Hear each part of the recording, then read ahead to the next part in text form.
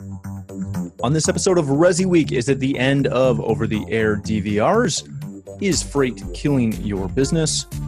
Home care and automation? And are the number of TVs in your home decreasing? All this and more on this episode of ResiWeek. The network for the AV industry. What are you listening to? This is AV. This is AVNation. This is AVNation. Support for AVNation is brought to you by Middle Atlantic, what great systems are built on, and by Crestron. This is ResiWeek, episode 79. Does it meet freight? This is ResiWeek. Welcome to ResiWeek. This is your weekly wrap-up of all the latest news and stories for the residential AV industry. I'm your host, Matt D. Scott for AVNation.tv, and today I'm pleased to be joined by John Sciacca. He's the contributing editor for Resi Systems. How are you, sir? Doing good, Matt. Excellent. Thanks for being here.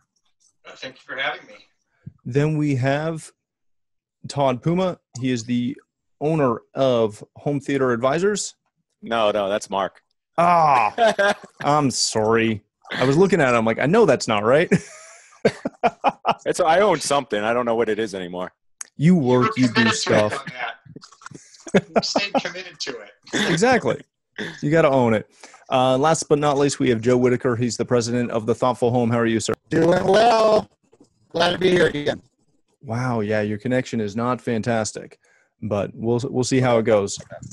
All right, gentlemen, let's kick right into a story that comes to us from Residential Systems and Michael Heiss. It seems that Simple TV is shutting down. Now, if you don't know Simple TV, they are a electronic program service guide that is associated with a cloud DVR product, i.e. you can get an off-the-air antenna, an external hard drive, and this allows you to record and time shift broadcast TV. Todd, let's go to you first. With them shutting down and there really only being one main competitor to this type of product, is this the end of over-the-air recording backup storage devices as we know it from the smaller companies? Probably so. There's going to be a lot of other companies that are going to be offered, but it's going to be on a larger scale at this point. Again, this is the market cable recording, over the air that's kind of in a sense phasing away, with Apple, Roku and streaming TV coming more and more, becoming a reality for all of us, that right now this is the end of what we're going to see here with over-air antenna recording. And I'm sure there's going to be other opportunities from other manufacturers with a newer technology more towards the streaming aspect. Very good. John, Given the shift in the cable and satellite industry in the last couple of years, and providing a la carte, on-demand streaming, all the web apps and phone apps, mobile apps, things like that are making it easier for people to consume content without necessarily having a massive cable or satellite subscription. Will we see this other OTA option really just disappear in the next couple of years? Well, I got to say, I really only know what I know from our market. And in our market, because we literally live right on the ocean, antenna reception is terrible here. So none of our customers have antenna because they can only get like one or two channels. So I don't really have a lot of experience with antenna because it just doesn't work here at all. And here, almost everybody lives in some kind of a community. Because we have hundreds of golf courses and homes are built around those golf courses, and those communities often come up with a agreement with the cable company. So most of our customers have prepackaged cable as part of their HOA dues or something. But okay. I don't. Having said that, I don't think you're going to see over the air go away just because I think it's an FCC mandate. I think it's going to have to be there because it has to be there. And whether we have ways of recording it, what's the other competitor to that? Tableau? Yeah. Which I actually did review that one time. The two channels I could pick up, it worked really well. But I'm a bad market to talk about antenna just because it doesn't work here in Myrtle Beach. I'm with you. Where we are, we can pick up occasionally Detroit and Cleveland. but that's it. And locally, there's next to nothing available. Joe, being in the St. Louis area, is this something that affects you? Do you see clients looking for OTA products? Yes. So Tableau, he was just mentioned. That's something I bumped into the last CD that was in Denver. Amazing product. But here in St. Louis, OTA is kind of a big deal. One of the biggest manufacturers for antennas is Antennas Direct, and they're located here, and they do very well because, here in the Midwest, I mean, a lot of people use OTA, and DVR service is one of those. It's a mystery for OTA people. A lot of people build homebrews, home theater PCs that have DVR functionality, but those ones that are on the market, and you got to think, and we're getting really close to true cord cutting. I mean, it's right around the corner. And I don't care what services you use online, Netflix or otherwise, you're still going to want sports. You're still going to need local sports. And a lot of those aren't in streaming. So for, the OTA has its place. Isn't, the DVR service, there's a couple that have it right. But as they come and go, it's not a solid thing yet. So I don't really see it as a big concern yet. Very good. All right, let's go to another story. This also comes to us from Residential Systems, called Freight the Silent Killer. And this is from John Sciacca, who's with us today. Yay. John, I'm going to let you kind of intro this yourself, just because obviously you wrote it. You can give us some good insights. But long and short of it is you're saying that freight is killing the one-off TV sale.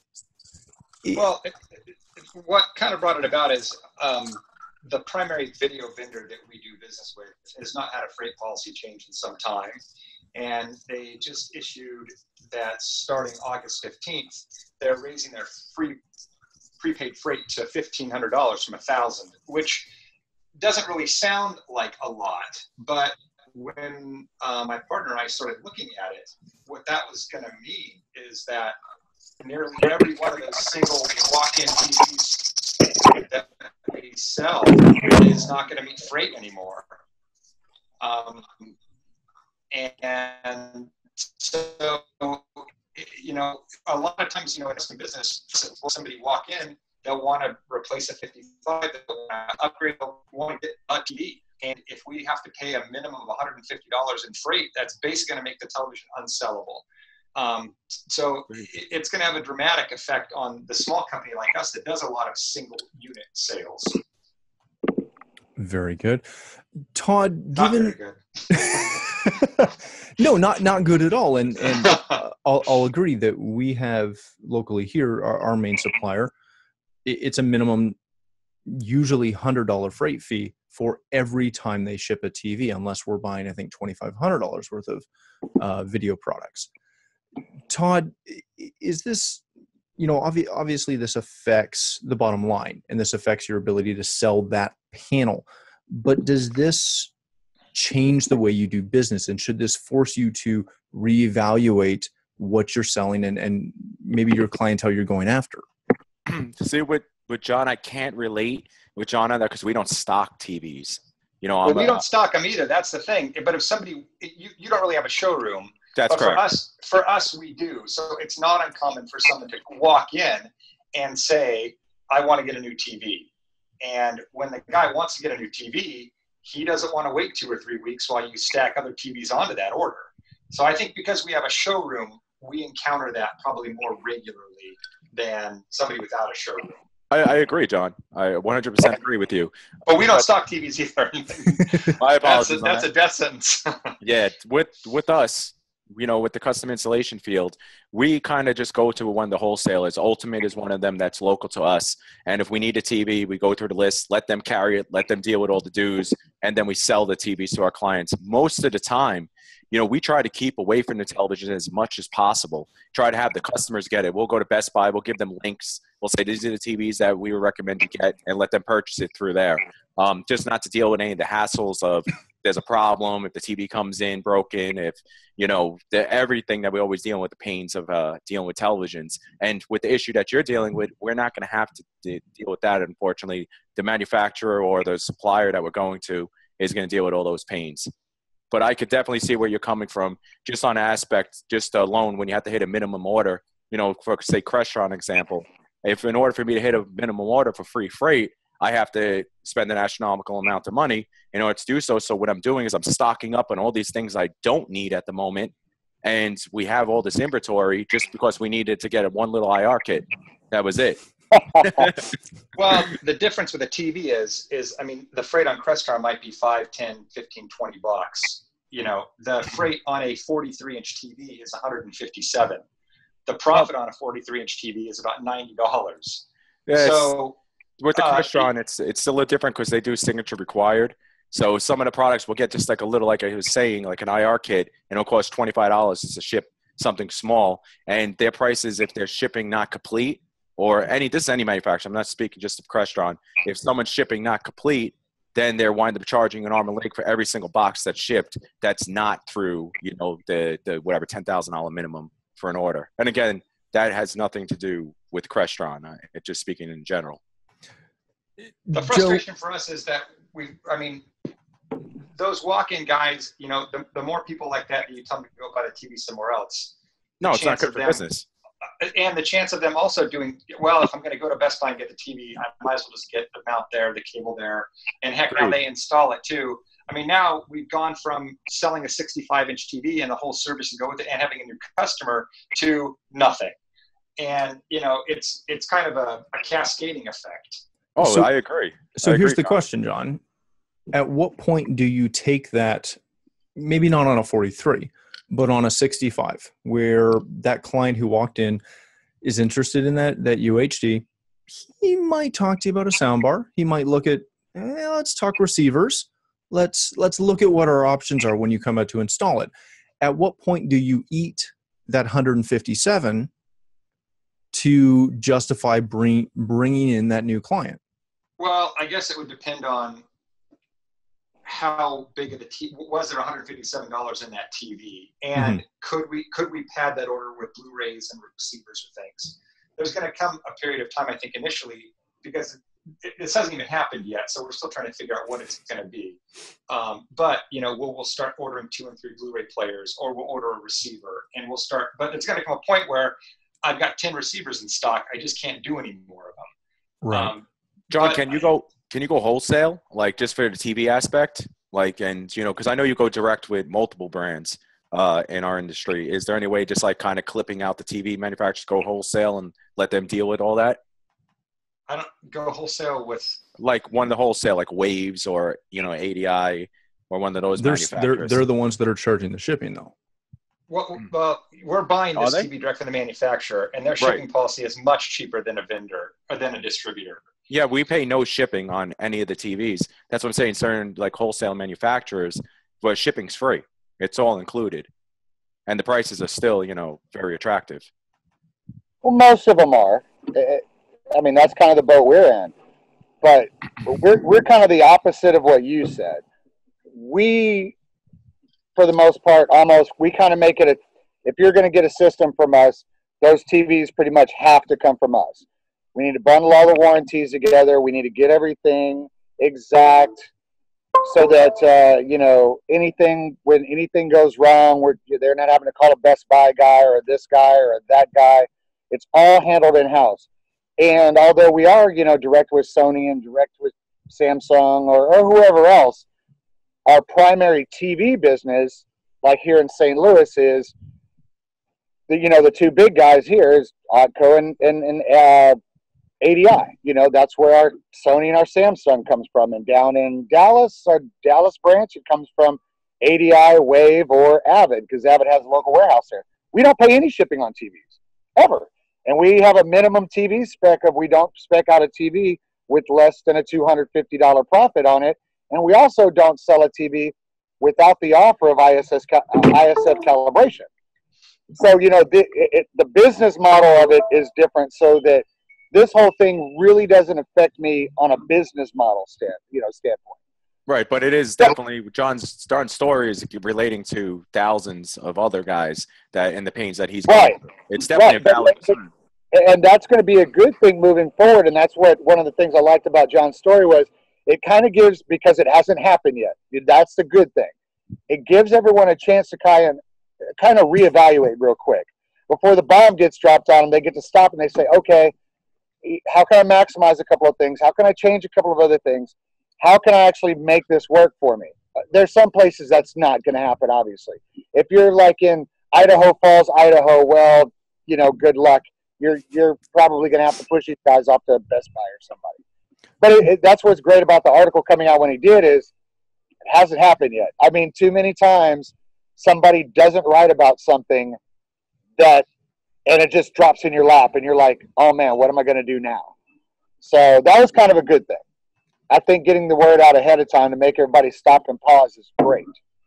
So this brings me back to my bigger question of, are all these kind of changes that come up, are they things that are going to force or should they be forcing dealers to reevaluate things and again go at this, because so often we go at this of we're selling the Sony 4K because we really like the screen, it looks beautiful, whereas Joe, your point came back of we're only going to sell something if it makes us $250 on a panel. I'm only going to sell something if it integrates properly. That's my what will lock me out. Is Samsung's been a little bit more of a challenge in order to integrate with for the control aspect with Crestron. So Sony's been working a little bit better. So we started offering Sony TVs over to Samsung TVs. But in this case or any case, if something's going to affect the bottom line in their business or wherever they are located, that's going to be a challenge because that's what makes doors stay open. And if TV manufacturers, that's just something that we're offering as a courtesy. That's giving us the personal concierge title of giving them a full service. We're not looking on making money on it. It's just the comfortability. It's like the Apple TV. I'm dealing with thousands of phone calls for $100 box, but why do we offer it? We offer it because it's part of a solution that we're integrating with. Yes, you're going to lose margin. You use dollars, you're going to lose on that, but that's where you got to be smart about everything else you're integrating with it. And manufacturers like Control4, Crestron give us that leverage is we're losing money here, but we're making more money on this aspect. Here's our solutions to make more bottom line is shifting around other lines in order to make these lines work for us. Very good. Okay. All right, gentlemen, let's move to another story. This comes to us from CE Pro, and it's written by Mike Maniscalco. If I messed that up, I apologize, Mike. He is the co-founder of Ahiji. And long and short, what happened is his son got diagnosed with type 1 diabetes. And unfortunately, his son is 18 months old. And they instantly got thrust into having to deal with T1 diabetes. Now, Mike being Mike and doing what he does, he was looking at all the technology or lack of technology that was available in dealing with this, and created some automation with some of the new monitoring products to essentially do some great things like turning on a light in his bedroom if all of a sudden his son's glucose dropped too low. Joe, what I wanted to get into with this was, Mike wrote in his article that we're not at the point yet to where, the health monitoring type information is readily available and easily integratable into what we're doing. How quickly do you see that continuing to that market field to continue to grow? So there are a couple of companies out there that are actively pursuing this. Some have very big budgets for R&D and have had people like Google chip in, and but it's like every other industry. And I'm glad Mike did this. I'm actually gonna call him about this because I'm really interested. I did a couple of designs for things like this before, and he's really pumped my interest up a little bit thinking of it in that aspect, because it's like a lot of other industries that don't change very fast. You look at security, you look at all these other ones. When you try to tie in that integration, some of these industries, as far as that goes, are 10, 15 years behind where we are in the residential space. So taking their stuff, like you couldn't take Philips monitoring that they use for aging in place or retirement homes and put it in residential. It doesn't work yet. It hadn't been thought of it like that, but it needs to be. And that's kind of the big eye opener. You see some hospitals now trying to do, Bluetooth mesh networking to try to track patients around the hospital. These things haven't come into the home yet, but they need to, because that's the largest amount of numbers of patients and people with diabetes and and COPD, and the list goes on and on of these people that have these life-threatening issues, but they're not in a hospital, and they're not in a home, and they're not in a hospice. They're inside their home with no technology to track heart rate, blood pressure, all of those things. I mean, to me, it's mind-boggling that this has not really, truly come up sooner, and that nobody's really offering a real solution. I mean, what Mike's doing with IoT devices is pretty impressive. Mm-hmm. But there's not a real tie-in yet. And it's going to take a big manufacturer to step up and do it. Very good.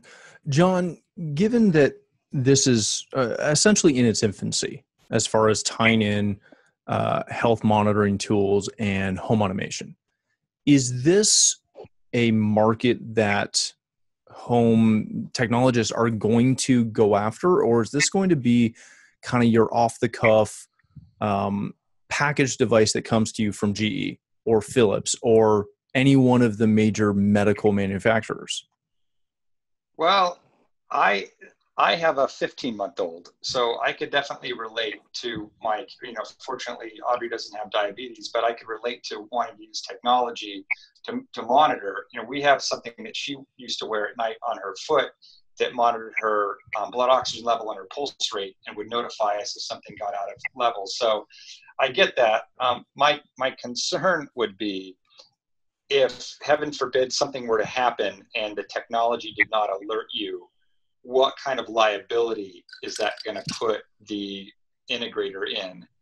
And I mean, that could be, crippling to a business. I mean, if something horrible were to happen and your lights didn't go off, am I responsible for that? So that was my immediate concern, is that, some of this stuff is not 100% reliable. And when you talk about, monitoring somebody's life and well-being, I don't know that an off-the-shelf solution is the right thing. I think you're going to need some enterprise grade, works 110% of the time, every time. And so I think it'll be probably for specialists, and specialists will do it at first until it becomes more bulletproof, and I think it'll probably trickle wider.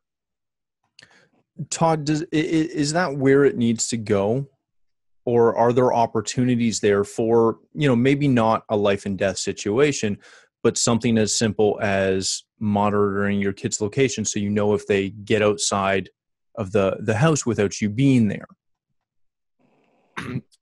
Well, something like that. If monitoring your kid's location, for myself, I personally keep away from the security aspect, let alone this area. Like John was saying, there's a lot of concern that's involved in that. And the reason why my company stayed away from the security part is I didn't want to take responsibility for something I wasn't an expert in. We'll integrate with it and get it touched onto the panels, but it's something that I rather have one of the professionals handle who know a little bit more about it. Now with monitoring a child's life, or you say, remember the heart monitors when all of our children were younger, it would help to breathe with their breathing. And if they weren't breathing, or maybe they flipped over or something happened, that would go off. Now, speaking from experience, those pads would go off even if my child was okay. Now that's going to give you a heart attack. Now that's the reason why, just alone from that I would not integrate any of these products at this point until it's a little bit more iron-proof or bulletproof, that before we start putting it into our system. Like John said, the liability and just that alone, just for sleeping at night, that knowing something happened on our watch with our technology that we have done, I couldn't live with that. And I would probably stay away from that, even if it does get a little bit more, it gets more of a residential product. Very good. All right, gentlemen. That's two things I wanted to touch on real quick. Go ahead. Legality and liability, and it is something for our audience in specific to think about. Mm-hmm. It's a lesson that we're going to have to take from the security industry moving into this, because it's going to happen. The legality part is HIPAA and all those things that come along with that, because you're dealing with medical stuff. And the second is liability. And one of the things that any of the audience that's watching and thinking about diving into this is to have a legal piece of paper that is exactly what comes with smoke detectors. Smoke detectors are life-saving devices, but they're not contractually that. It's a warning device. Sometimes they won't work. Says it on the box. This is not a life-saving device. This is a deterrent. So, get those legalities, those liabilities in there in line, and it may be okay, because you're right. You got to take care of yourself and your company before you can take care of others. Well, you can sue anybody for anything at any time. And if you've got a big enough pockets, just because you've got a people's payment that says you're not liable for it, if somebody's child was to die, you're going to get brought into court, and it's not going to end up well, even if you did everything the right way. I mean, like Todd was saying, I just can't see right now how there would be enough pot of gold at the end of the rainbow to make taking that ownership on. I mean, I love that Mike did that, and it was a great solution for his family. And I hope more things like that come out, because, literally life-saving, but to be responsible for it, I just don't know that I want, I don't know that I want to get that call at 3 a.m. that, hey, my lights didn't go off. Well, and I think, again, it just comes back to the fact that this currently being kind of a homesprung thing is fantastic, and it's looking like it's going to work for Mike. But before we start playing around with IoT devices, let's maybe wait for the medical community to get behind it a little bit more. All right, gentlemen, let's hit probably our last story for today. This comes to us from strategy.com and Ted Green. It seems that data is showing that TVs are disappearing from homes. Now, what is surprising about this, and this is a study that comes from the U.S. Energy Information Administration, is that the number of TVs is dropping year to year across America. Long and short, homes that are reporting more than or one or two televisions, they had a small 4% increase, whereas 3 or more TVs dropped by 5%. John, I want to start with you on this.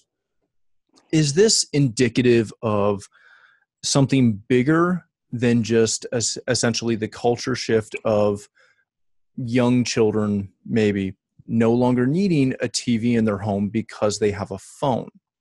So you still have your 1 or 2 main viewing areas where the family gets together and watches TV, but kids in their room, they've got a laptop, they've got a tablet, they've got a mobile device. They don't necessarily need that auxiliary TV in that space. I don't know. I'm not really seeing people cutting back on TVs in our market, but I could definitely see, as the millennial age kids move out of parents' houses into their own place, that maybe it is just a laptop as their television, or they get just one television. I don't really know what's causing it. We see people putting multiple TVs out of the house because they're so cheap, now, and they're putting TVs in rooms they wouldn't have put before. So I don't really see that decrease in television in our market. But again, as I said before, we live in an area where, a high 90% of people probably have cable or satellite. So cord cutting here is not really happening. So, maybe we're a little bit insulated from that. Todd, going back to cord cutting that John brought up, is this a direct result of that, or is this just essentially a population demographic thing where we're in a bigger swing of, again, millennials moving out and getting their own first place, but not necessarily having families yet? I can't really speak on that because, again, like John was stating, is my market, it seems like TV sales are increasing, not decreasing. But I can say that the children in the homes live on their iPads. They watch everything on their iPads, their Netflix, they're watching on their iPads, even with a TV in the room. So is it something that can change in our future? Is it some kind of concern that we may have? Maybe. But when people do grow up, they want bigger and better things. And why not have a bigger television? Why not have something in your house that you're able to share with your friends and family, or multiples? That hopefully meets freight. Yeah. Joe, I'm going to give you the last word on this. obviously because of the industry that we're all in, we probably aren't seeing this as accurately as maybe, a Best Buy retailer would.